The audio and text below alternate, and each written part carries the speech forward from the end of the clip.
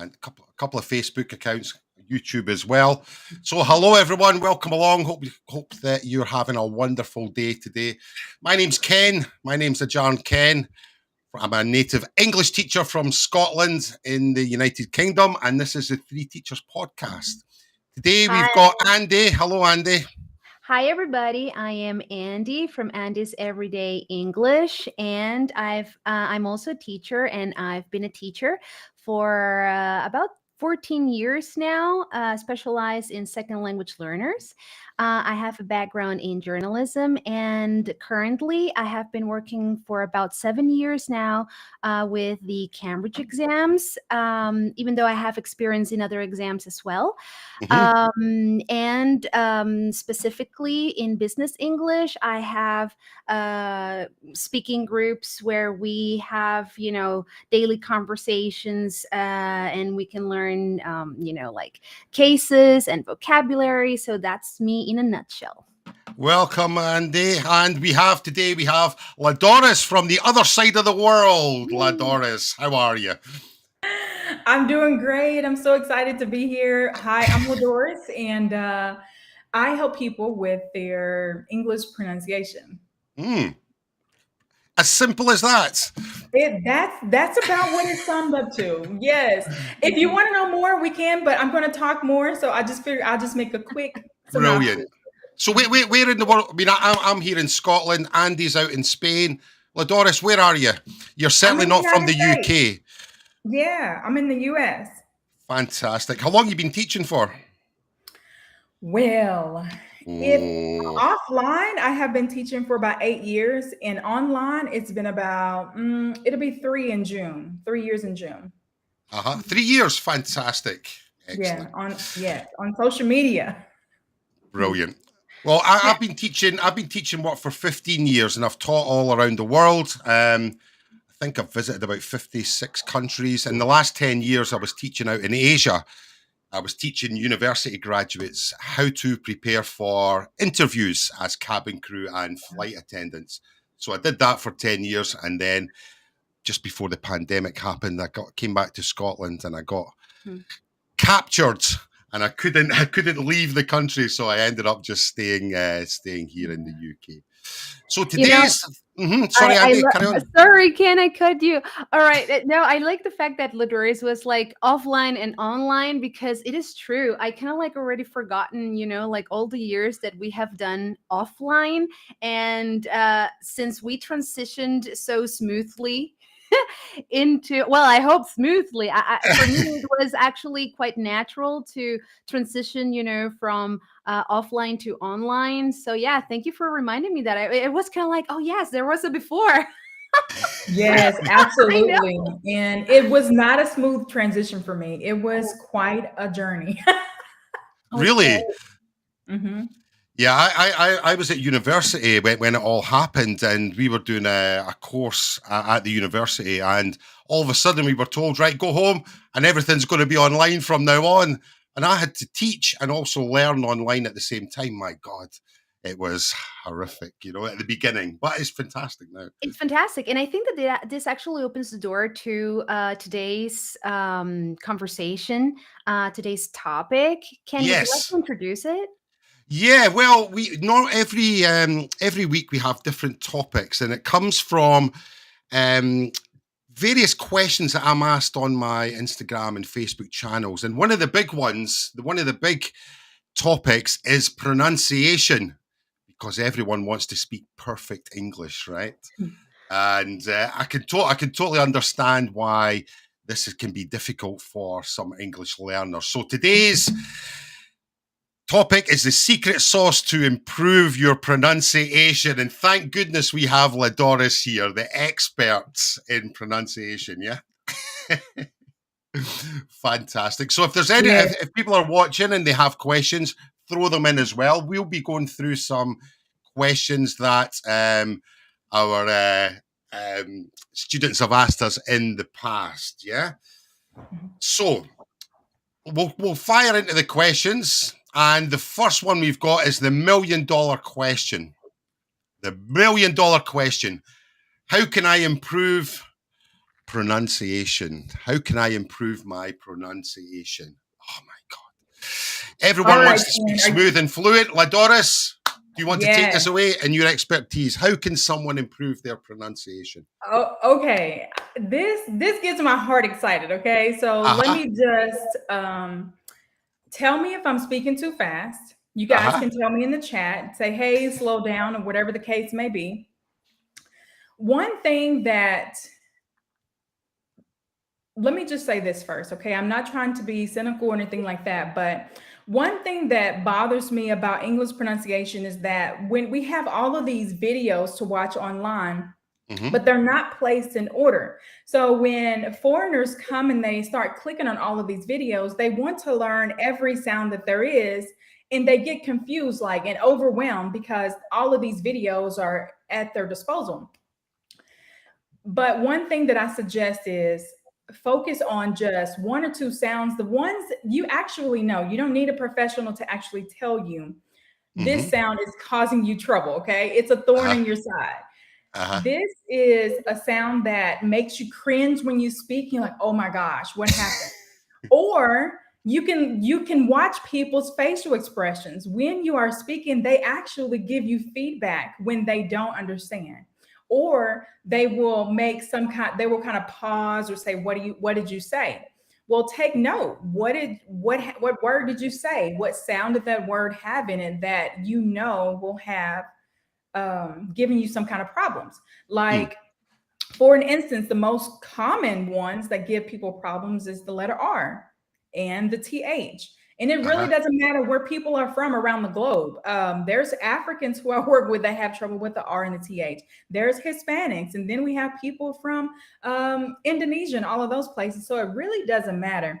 I know some people say, well, I'm from this part of the world, so I possibly can't, I should be like special and nobody else has this issue. Well, Uh-huh. I hate to tell you this, but your case is not special. It, it's normal. Probably you That ruined this person's, like, oh no, I'm not special anymore. you're Oh not no. special. I tell everybody that I meet, because the number one question is, can't do you think that I can speak better English? And I always answer yes, because you're not special. Like, I have this, all of my clients have the same issue, English pronunciation.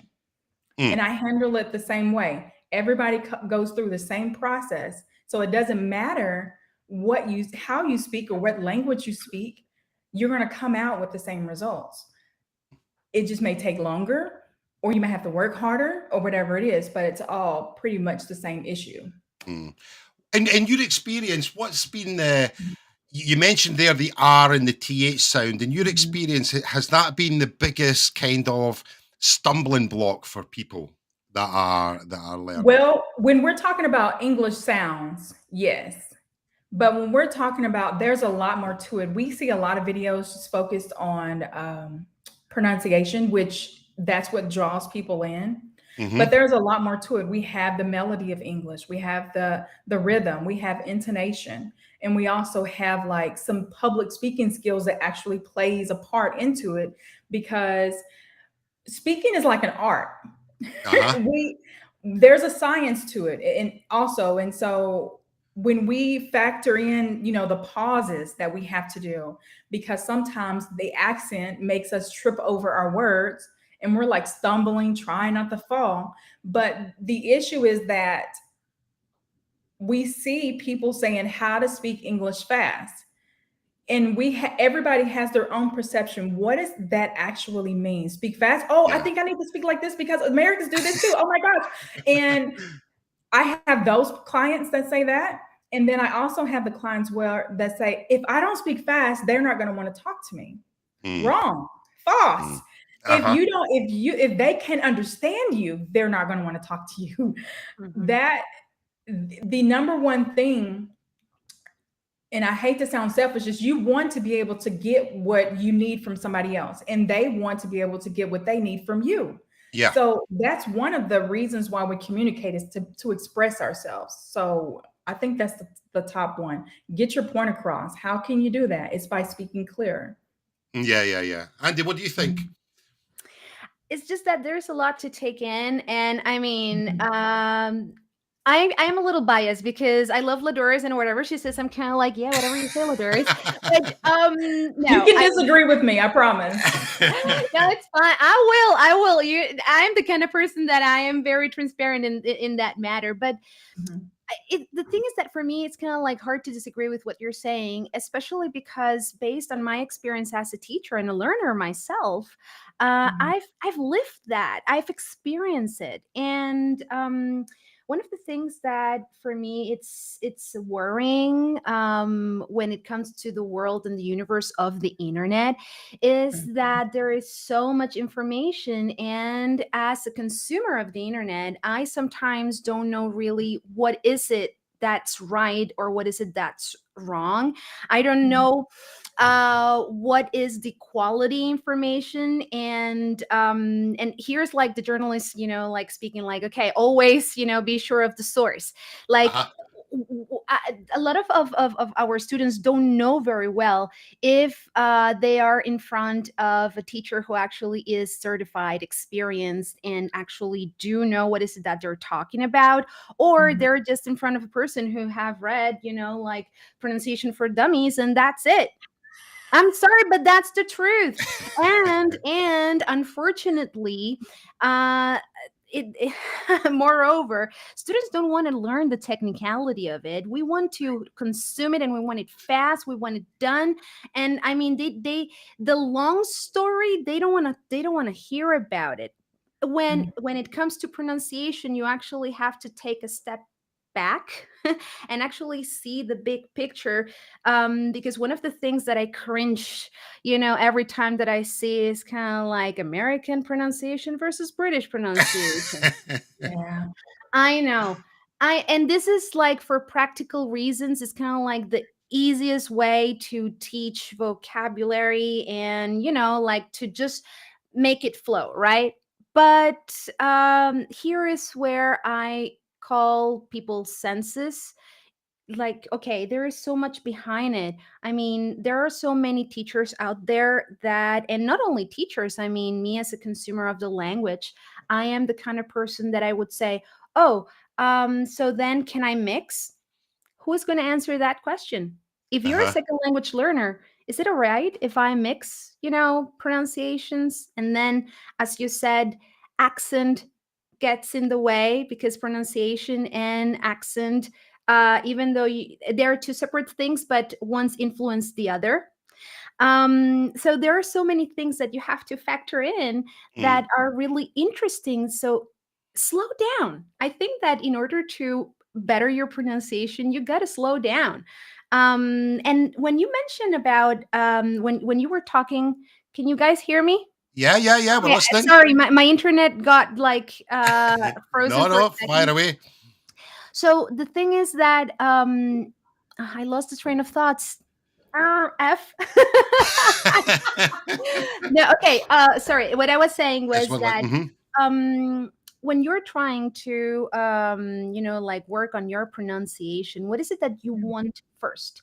Uh, you Mhm. as a consumer of the language, you the person who, as a second language learner, I mean, okay, what is it exactly that you want to pursue in order to focus yourself and verse yourself on it first, and then we can work from there, because Mm. otherwise it's going to be too complicated. There are like too many things that you have to factor in.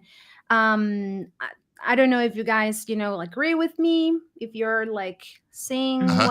what I'm trying to go through here. Yeah, go ahead, Ken. No, no, I was going to say, I think with pronunciation is in my own experience I mean, I speak a couple of languages, and I had to kind of take my English or my Scottish head off and put a Thai when I was living in Thailand. I had to put a Thai head on and actually become Mhm. a Thai person, and how they actually speak. There was, I recall one time I was in a taxi, and I said to the taxi driver in the Thai language, but with British pronunciation, I said, "Bye Central Lad Prao," which means I want to go to the shopping mall, Central Lad Prao. And the taxi driver looked behind and he was like, "What? What are you saying? So I had to take this head off and put this head on, this Thai head, and go, bye Santan. In this kind of same pronunciation as the Thai people would say, and the taxi driver was like, "Okay, yep, okay, I know exactly where you are." Kind of off you go. I think it comes back to the pronunciation is make sure that you're getting yourself, understood, and you're communicating exactly what you want to say is the most important thing. I feel anyway, Yeah. Yeah, absolutely. Yeah. We have a question. I hate my accent. How can I speak like a native English speaker? Oh my God, I hate my accent. Who hates their accent? Oh my. Well, I always I quite like my accent, I come from Britain, but I have a Scottish accent, and because it's not the typical RP English accent, people get, are you from Germany? Are you from France? Are you from Russia?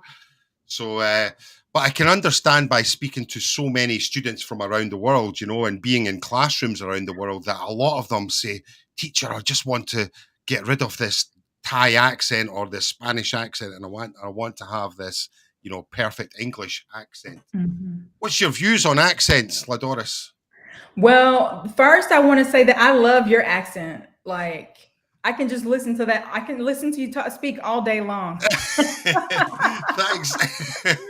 Yes, and I speak a little bit of Spanish, so Andy Really? may be able to help correct my. You speak Spanish, right, Andy? Yeah. I'm Ah, bilingual. yes. Okay, so I love Hispanic accent as well. So I was going to say, Doris, I've never really spoken to anyone from the south of the United States. Really, I'm quite ignorant in that respect.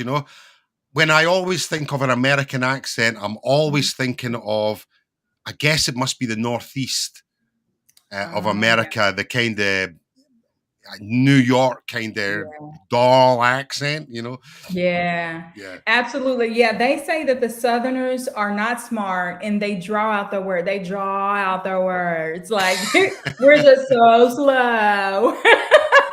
That's But because it's yeah, roasting hot down there, I guess. So everyone's kind of laid back. Is that right? yeah, and we don't have a lot of snow either. Our winter is like almost a month. It may be a month. Uh It's huh. not long at all. We barely see snow. Maybe we'll see snow like every few years. So like the What? south is really warm. Hmm? Every few years? Yeah, every few years. Yeah, we My don't see snow every goodness. year. Yeah, so just to jump on this, I hate my accent. This just stirs up something in my soul here, okay? Uh huh. First of all, if I have a client that comes in and say that I hate my accent, I can't stand to listen to myself, I just stop them Hmm. because I don't think they actually hate their accent. I think that what they really mean is that they can't stand the way that they speak English and not be understood with their Mm, accent. mm, So all I can say is change the way that you speak your words. It's very important about how we speak. It's important about how that person feels when we kind of like transcend or transfer our words to somebody else because we can either make somebody feel uplifted, hmm. we can either make ourselves feel encouraged, or we can actually start weighing people down. And when I hear this phrase from my clients or even from somebody else, I hate my accent. What else do you hate about yourself? Like how else are That's you feeling? sad. Like That's very sad, isn't it? it is very sad, and it makes me feel bogged down. I don't feel excited. Like Mm, so, I get my clients quiet and I tell them, I don't want to ever hear you say that again. Number one, mm. especially since you're work like when you see me, don't say that. Uh huh. The next thing is we start to get quiet and we start to understand. Let's go back to that scenario that you have in your head when you started to say, I hate my accent. What actually happened? And so we do a lot of work with our emotions on how to manage them because there used to be a time where I hated the way I spoke as well. I hated the way I looked. I hated the way whatever it was. And I had to get like honest with myself and start telling myself the opposite. So I tell my Uh-huh. clients, yeah, you may think that, but let's change that phrase around and see if we can actually start helping you like glide through life, Uh-huh. glide through speaking English, make it easier for you. So that's the first thing that I want to say is start writing your emotions down, go back to the scenarios and see when you act, what happened. Okay. Analyze it. Mm. The next thing is that I want to encourage everybody speak English with your accent. Don't try to get rid of it. Uh-huh. I I don't, my clients don't pay me to get rid of their accent.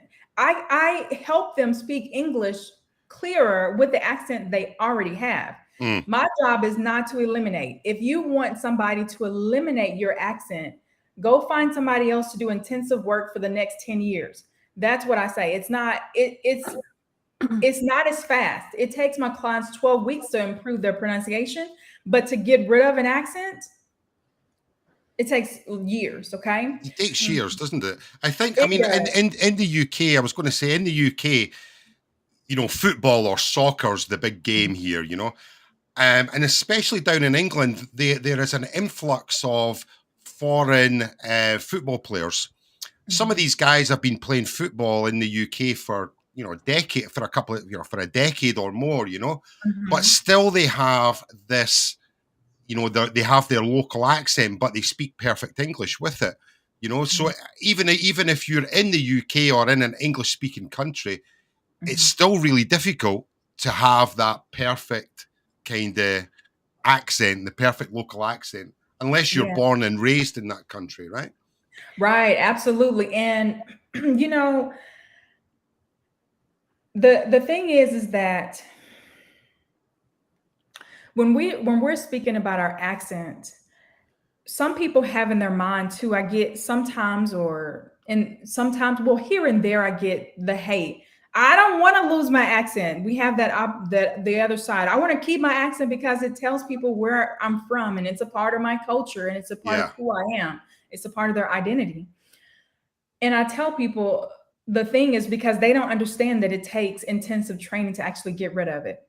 yeah, And if you were to lose it and you get back around you where you worked hard to lose it per se, when you get back around your family and you hear people and you start to feel comfortable, you're going to speak your accent again. You're not going to continue yeah, speaking with an American accent or British accent, whatever it is, because your brain does this natural switch unless you are intentional about never switching back. Mhm. yeah, So yeah, it's yeah, it's that argument they don't understand. They think they have a point, but they actually don't. yeah, yeah. Yeah. I think in Spain, um, they have this in the south of Spain. They have this amazing dialect, and it's also an accent as well. But they're actually changing the words. Instead of saying Mhm. dos, they'll say do, and the dialect actually overtakes the accent. And I think Mhm. when people will want to get rid of their accent, I feel that they have to really find someone that they like the sound of, and Yeah. just copy them. You're never going to be a native speaker, but you're going to have the certain characteristics that a native speaker does have, right? Yeah, but Mhm. there are like very different perspectives because in my case, for example, I grew up in a multilingual home. It's Mm. not just bilingual. I'm talking about a multilingual home where English was the main language, and then How many languages? How many languages, Andy? four at the time when I was growing up, because my parents, they were all the time speaking in English, and Uh then huh. of course Spanish was like they're kind of like yo voy a hablar también, and everybody's gonna be like I'm gonna be here too, and then of course on each parent's side, their background was always there knocking the door, kind of like I'm here too, not just with the spoken language, but also the non-spoken language, which is also very important because when we acquire a language, we forget that it's not just what comes out of your mouth. Uh It's huh. everything with it.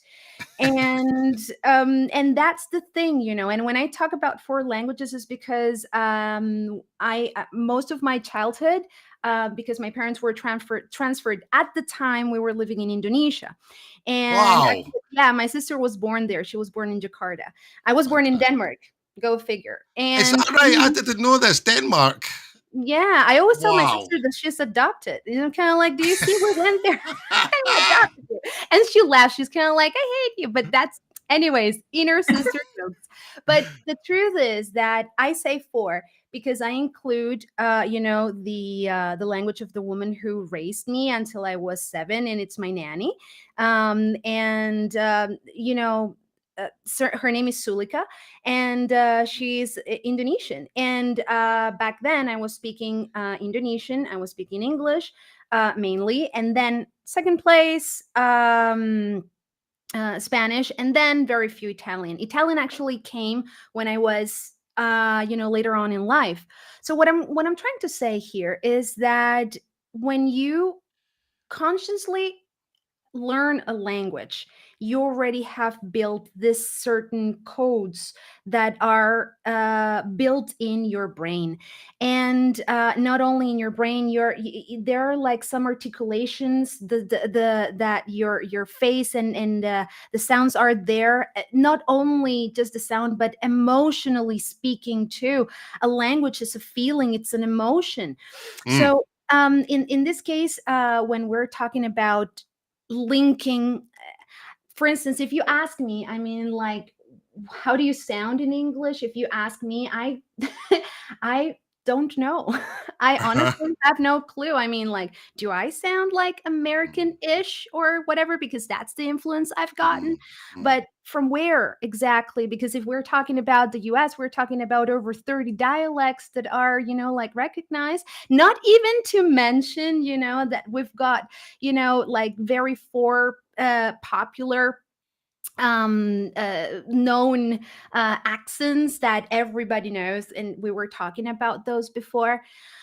I want to talk about identity when it comes Mm-hmm. about this, you know, like, because in the question, and I don't know if you can show it again, Ken, Uh-huh. like, Uh-huh. I hate my accent. How can I sound like a native? I think that there's like, it's so wrong in so many levels because Mm-hmm. look, the hate about the accent, it's not you, as Ladori said, you don't hate the accent, you make how the you hate the fact how other people's make you feel.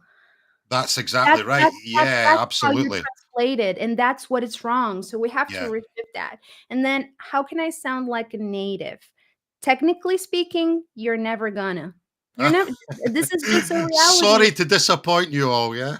I'm sorry because there is always gonna be a Karen out there in the wild that is gonna Tell me tell what a you. Karen is, Andy. Tell me what a Karen is, Ah, because non-natives don't know what Karens are. Tell I me. brought it up on purpose.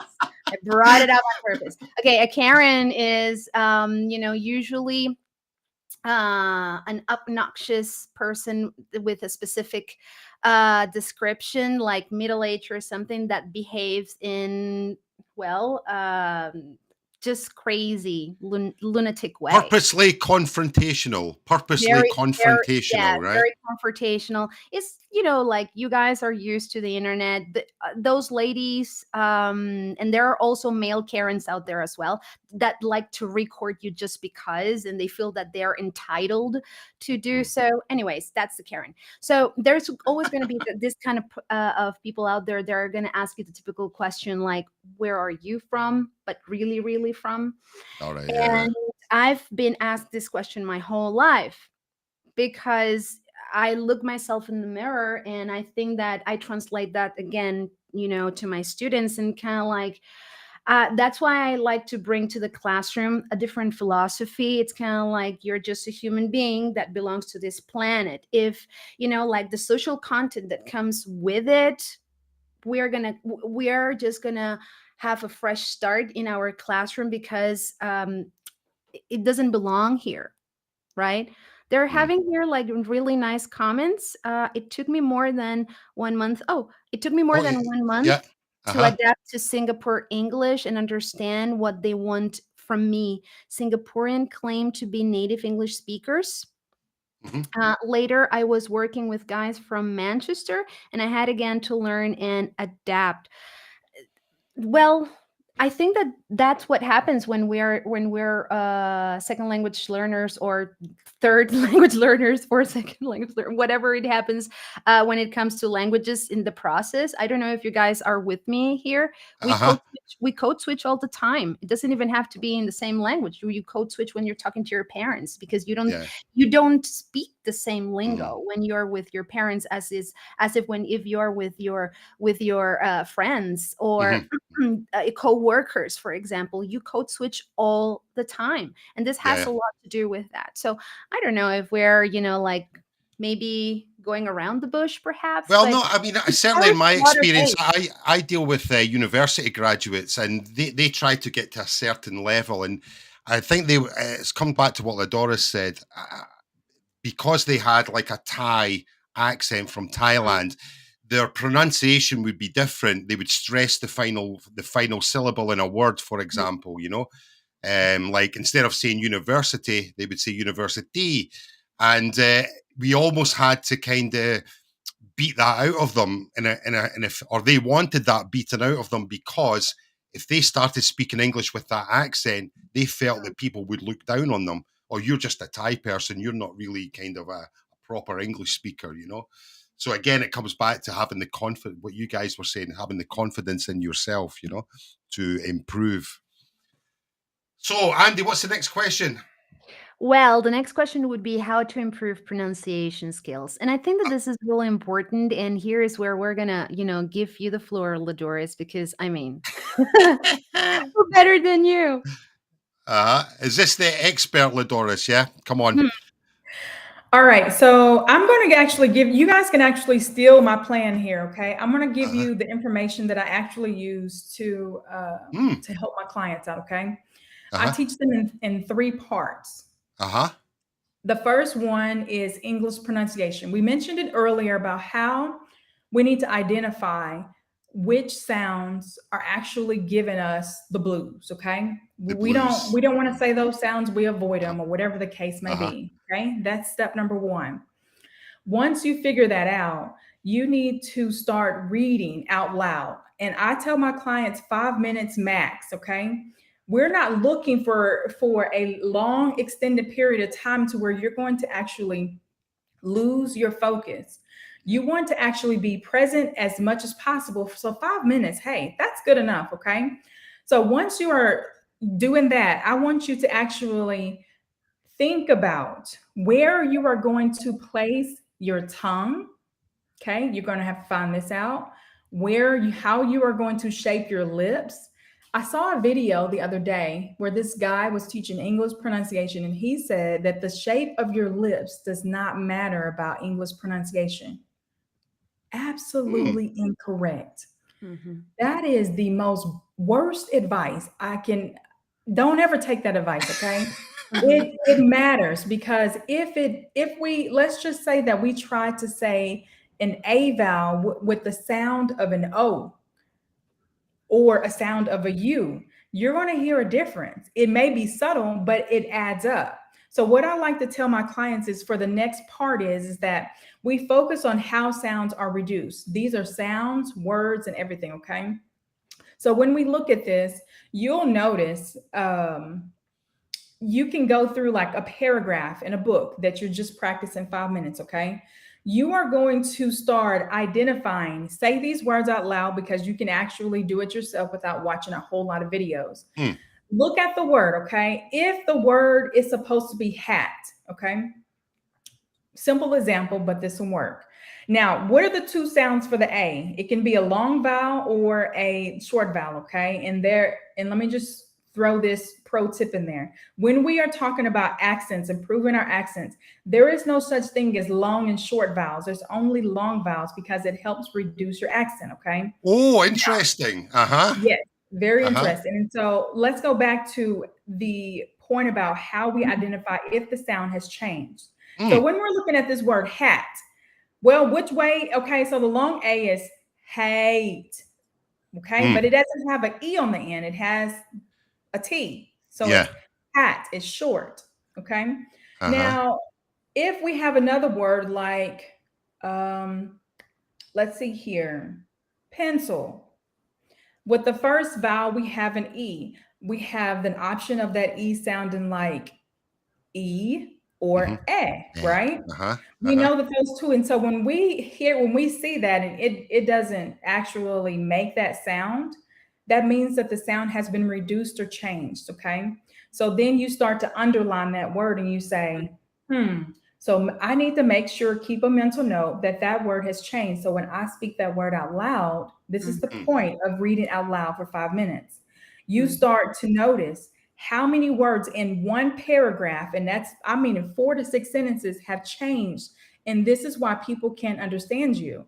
It's because we have, out of all those words, it may be, I don't know, 50 to 75 words. And I don't know, let's say 50% of those have changed. Uh-huh. Well, that's your answer. You're speaking all of these sounds and words wrong. So you have to go through and start making yourself aware, okay? So that's part two. Part three of the training, and I'm about to lose my train of thought here. Oh, I train them how to understand how to link sounds together. Okay. That is one So of the most crucial things I feel, is linking the yes, sounds together, Ladoris, yeah? yes, but it has to go in order. So the reason why I train my clients like this is because I can't teach you out of order, because if I teach you how to link sounds together, but you don't know where to place your tongue, how to shape your mouth, then you're going to be absolutely confused. Okay.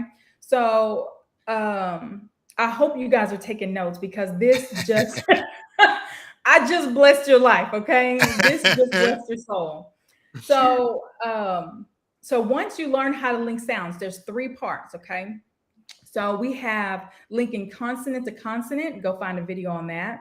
Linking consonant to vowels. And then we also have vowel to vowels. Okay. So when we are talking about linking sounds in American English, go research those three sounds. Say Because that again, when we, Ladoris, again, just so uh-huh, people remember. yes, Linking consonant to, consonant to consonant, uh-huh, consonant to vowel, uh-huh, and vowel to vowel. to vowel.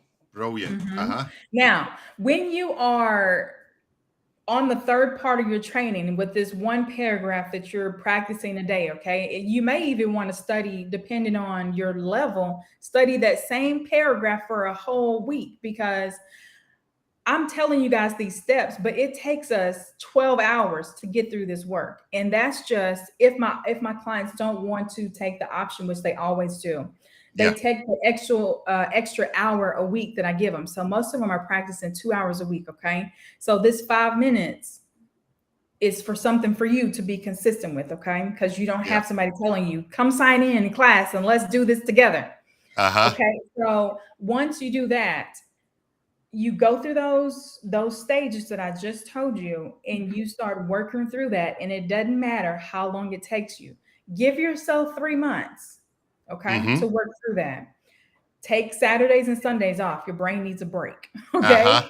All right. So that's what I do to help my clients improve their pronunciation. Fantastic. Fantastic. Brilliant. I I think think, that's beautiful. yeah, Andy, go on. No, I think that's beautiful, especially because as a coach and certified teacher, I missed so much in trainings and formal phonetics trainings for teachers, so we don't become like giant red flags walking through the internet, especially Mhm. because I don't know if you guys back me up here, but or you agree, but there are like a lot of teachers out there that they like to follow their intuition a lot, Uh-huh. and when it comes to phonetics, intuition is not the key. I'm sorry, but that's the It's truth. a science, right? It's a science. Exactly. And I say this because I just know a very tiny little bit when it comes to pronunciation. And I think that to me, that's incredibly fascinating. And I've read about it. But for instance, if I want to learn anything about the International Phonetic Alphabet, I have to sit down and work on it.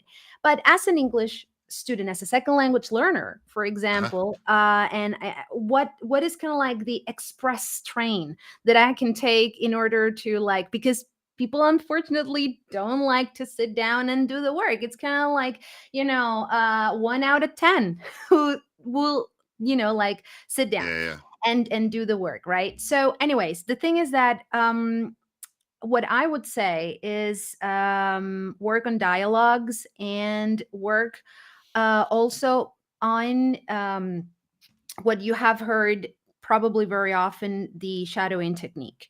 mm, Because in this case, you are training your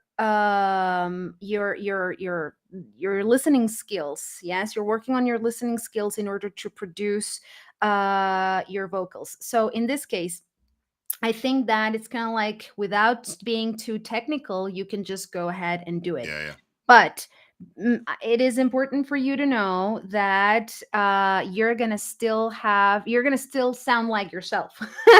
That accent thing that maybe you might be worried about, it doesn't brush off so easily if uh-huh, if you're thinking that that is what you want to work on. So rather than focusing on accent, I would suggest to focus on clarity yeah, yeah, when it comes to pronunciation, and to work your enunciation so the other person, regardless from where they're from, can yeah, understand you. In the end, remember that yes, there are like millions of native speakers, but the majority are of English speakers, are second language learners out there. So yeah, yeah, yeah. I was going to chances say are. that the uh the part about kind of exercising your language, like Doris says, about Hmm. reading for five minutes every day. When I was learning Spanish, I used to read for about 15 minutes every day in the morning with my coffee and my toast. Me llamo Ken, yo tengo 20, and I would speak Spanish for those 10 minutes from the newspaper. What a difference exercising your language really makes. When I went home, I would start listening to the radio, and then I would start picking up the words and the individual words on the radio, and I would you start picking up the accent and the proper pronunciation. Hmm. Such a key thing to do is practice speaking aloud. It's such an amazing thing that will really improve English learners. Fantastic. I was going to say, the big question I want to ask is this one. Can I put it up? And it's for Ladoris. Aha. Where are we? Is it back here? It is this one here. Ah. Hmm. I don't want to pass on the opportunity of speaking to a real life American person and knowing the difference between British and American pronunciation. I want to know. Tell me, Ladoris, what do you think about the difference in American and British pronunciation? Is it important to know the difference? And which one do you prefer? Dun, dun, dun, dun. Well, which one do I prefer? American English. Of course. I'm not biased, I promise. I really am not. It's just a fact, isn't it? It's just a fact, Right, right? right. I'm just saying. But no, there's this battle on social media, and it's Mm, only for views, guys. That which one is better? Who cares? Pick one and go with it. Because I am not going to be heard if you choose British pronunciation, because I am not living your life. Your ears are perked up by one of the two, but you cannot mix the two. They do not belong together. They are separate individuals. They are not a couple, okay? You cannot uh-huh. say British English and then come over and use American English in the same sentence. I may know what you're talking about because we may use some of the same words, but once you start going outside of the American English boundaries that we have set, Uh-huh. I'm going to ask you, what did you just say? I'm in a Uh-huh. group.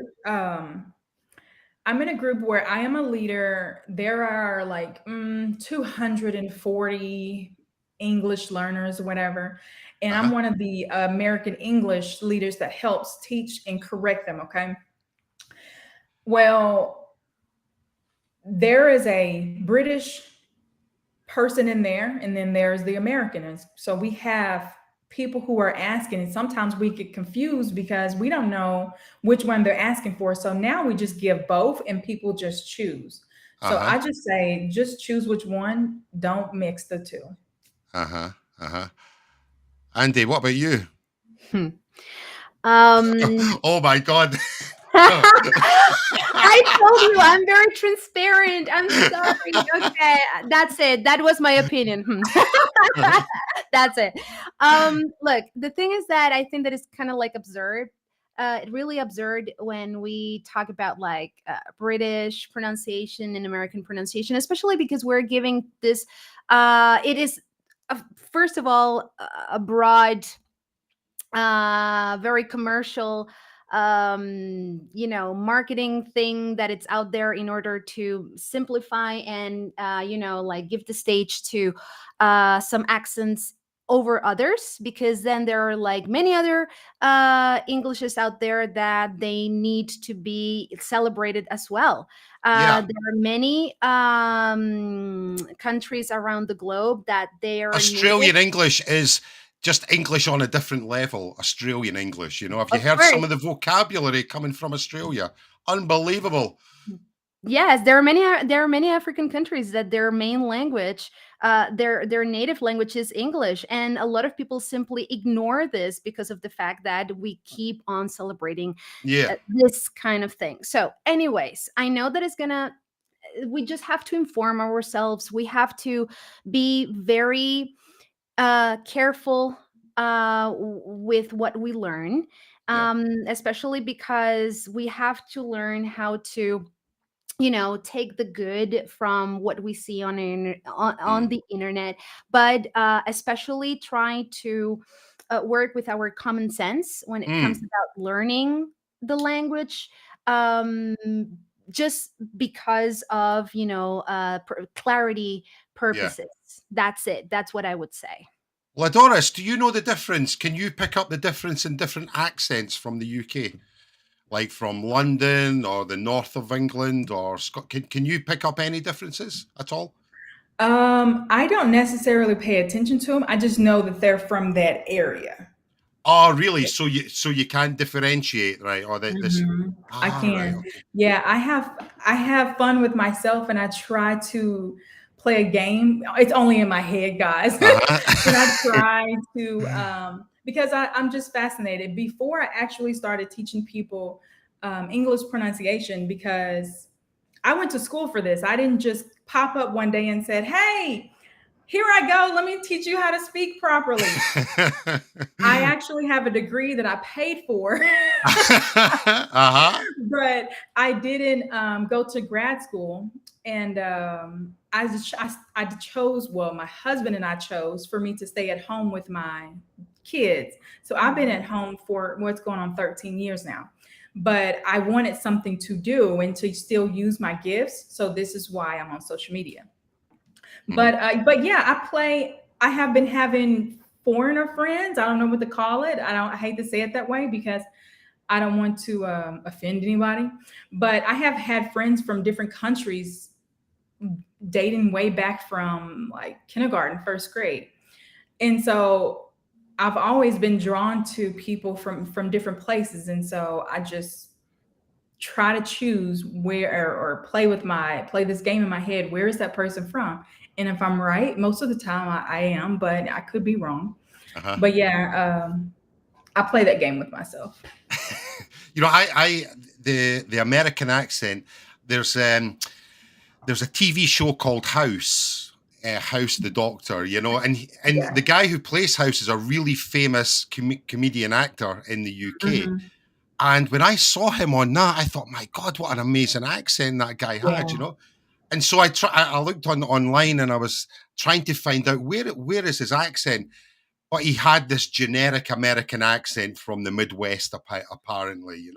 So I'm trying to pick up American accents, but I only know the South of America and Mm. South of United States, sorry, and the Northeast of the United. The rest of the time, I wouldn't have a clue where anyone comes from. No Yeah. idea. But I Well, always say, if you were interested, you could do it. yeah, of course. Yeah, of course. Yeah.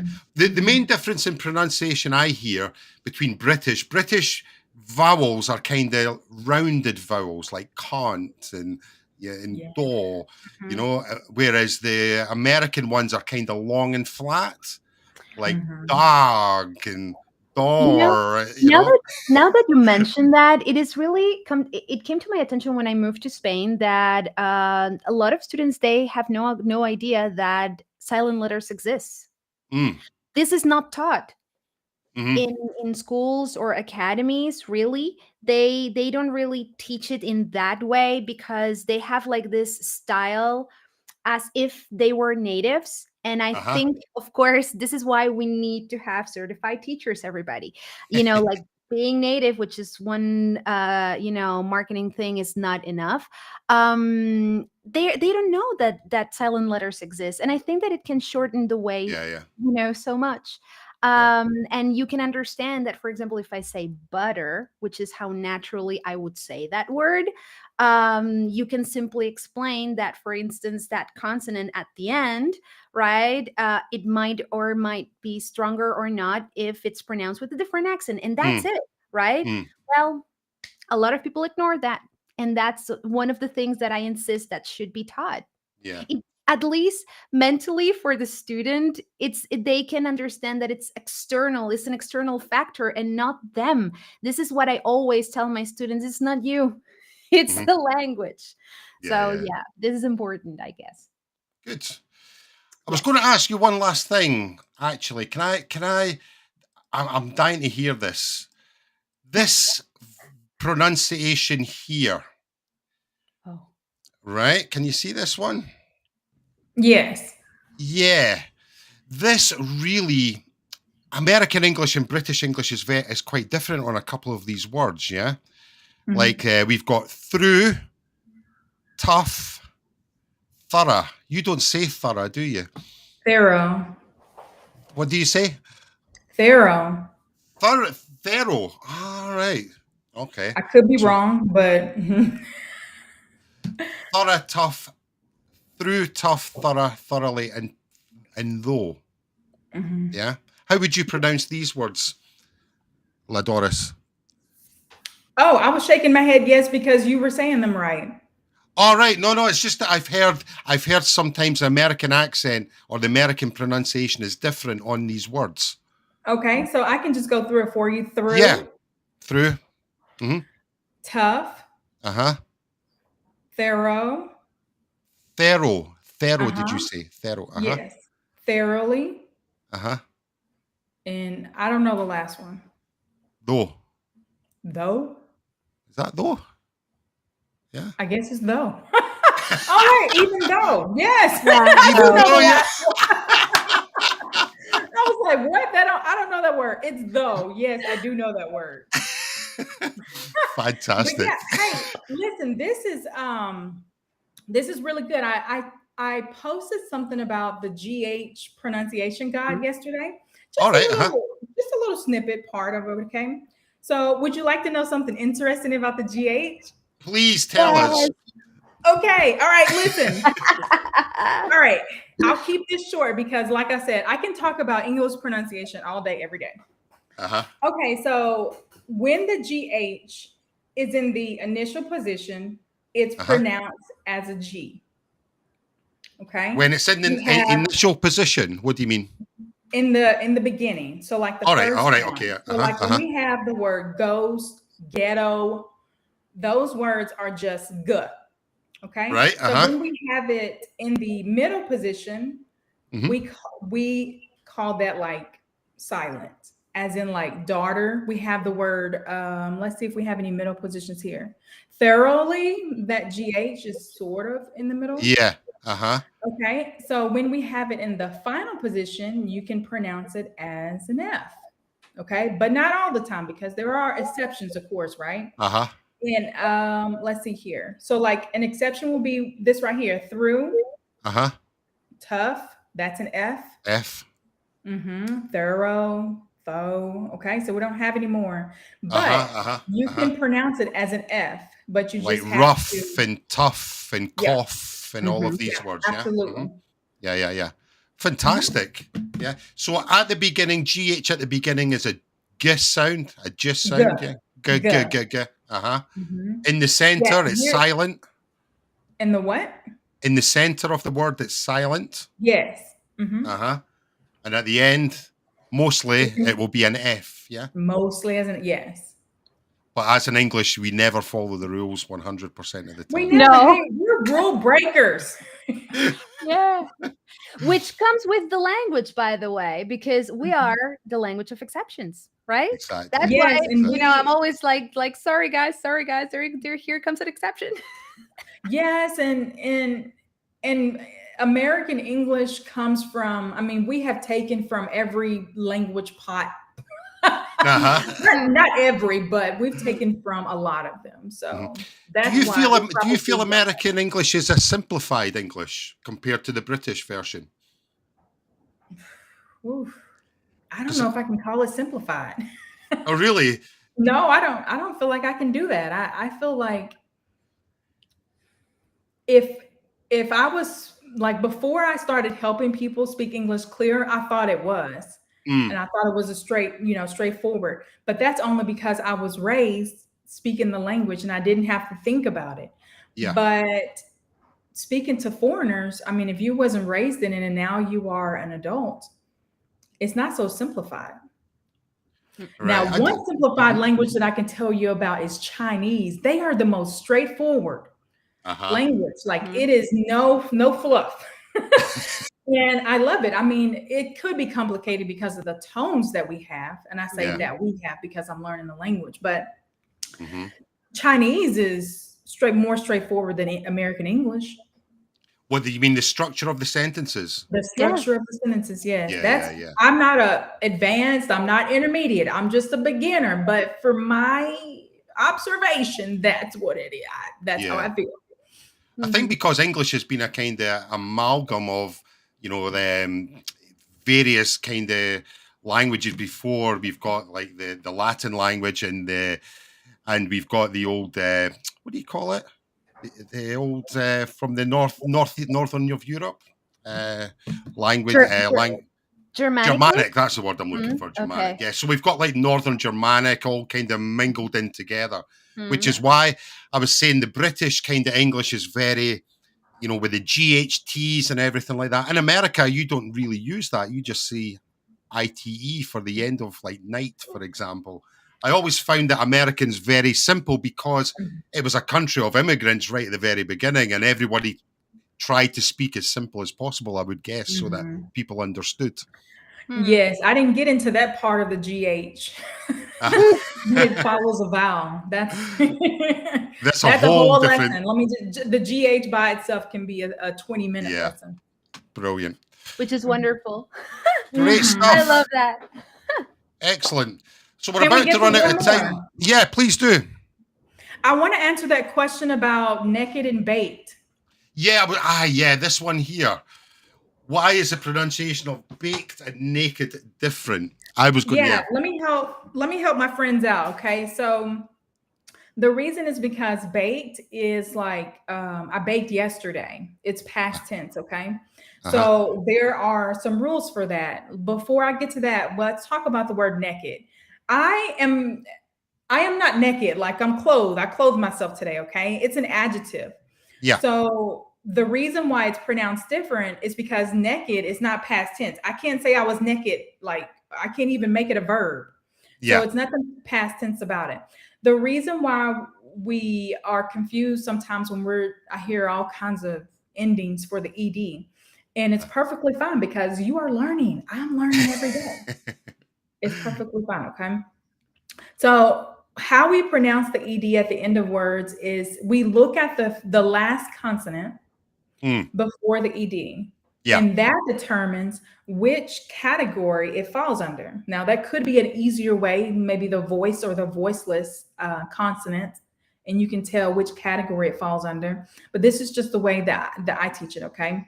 So if it has a T or a D sound or an id sound, those are actually the three categories. I started off the wrong way, but those are the three ways, okay, that the ED is pronounced. So if it says id, like needed, that's under the D. It has the D comes before the ED, and so it's pronounced id. Baked is pronounced with the T at the end because that consonant K falls under the T sound Yeah. category. Yeah. And then we have the D as in like banned. Mm-hmm. Okay. I was banned from social media because I couldn't stop cussing. Like, not true, but that's just an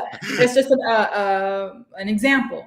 Mhm. Yeah. So when you are confused, figure out, there's a list for it. Just Google it, how to pronounce the endings of E, or how to pronounce ED endings, and you'll find your answer. Yeah. So baked is basically a verb, and naked would be the adjective. Yeah. Correct. And this is why So they are smart. pronounced Brilliant. differently. Perfect. Great stuff. Yes.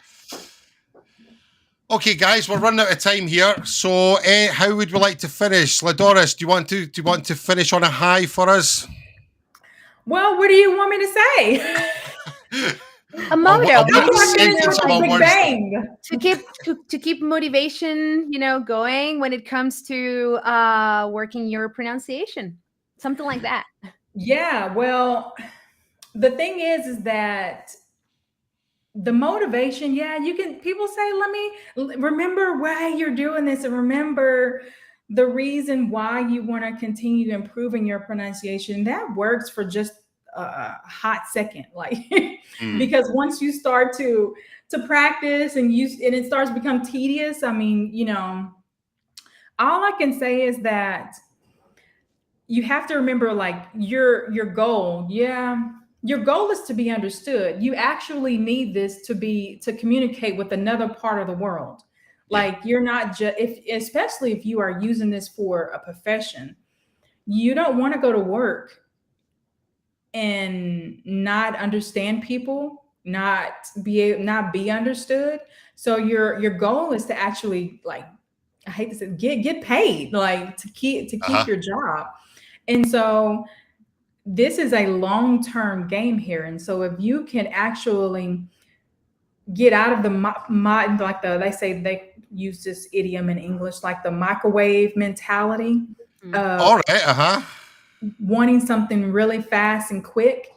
And that's my issue with social media, is that everything has to be fast and quick, when it's hard to teach English pronunciation with on a flash or in a whip or whatever the phrase is.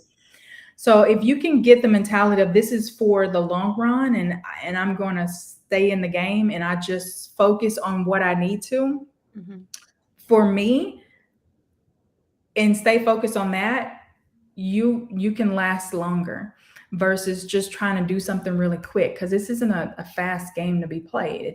It's something to stick with. Okay. So you have the play the long-term game with your goal, but have short-term steps and improvements. Yeah, absolutely.